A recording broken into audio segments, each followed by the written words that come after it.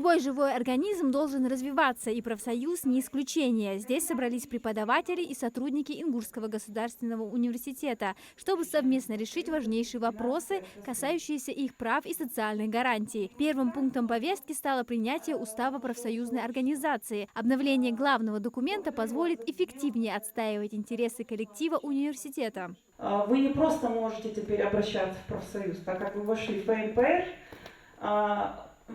ваши просьбы, ваши пожелания и какие-то ваши проблемы будут решаться уже на таком высоком уровне. Демократическая процедура – сердце любого собрания. Коллективу предстояло сделать важный выбор – избрать председателя профсоюзной организации, а также новых членов профсоюзного комитета. Именно этим людям будет доверена ответственность представлять интересы всех работников в диалоге с администрацией вуза. Принято решение собранием членом профсоюза избрать Мусабекова Алия Букаровича председательствующим профсоюзного собрания 13 октября 2025 года. В современной России профессиональные союзы появились еще в 1992 году. В Ингушетии же они функционируют только с начала 2000-х. Сегодня в региональную структуру входит около 13 тысяч человек.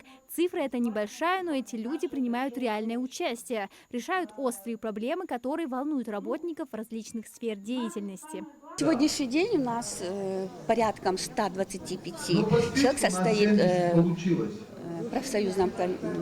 профсоюзе. Ну, это, конечно, не так много по сравнению с тем, что это. Но я думаю, мы будем работать по этому направлению и будем увеличивать количество членов профсоюза.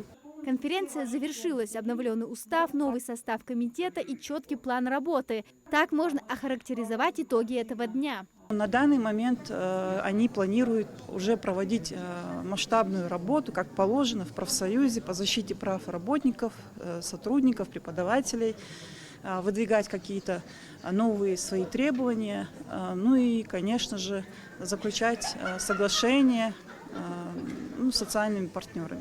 Подобные мероприятия не просто формальность, а реальный механизм, который укрепляет социальное партнерство внутри университета, что благоприятно сказывается на качестве образования и престиже всего вуза в регионе. Амина Зязикова, Сулейман Костоев, Магаз, 24.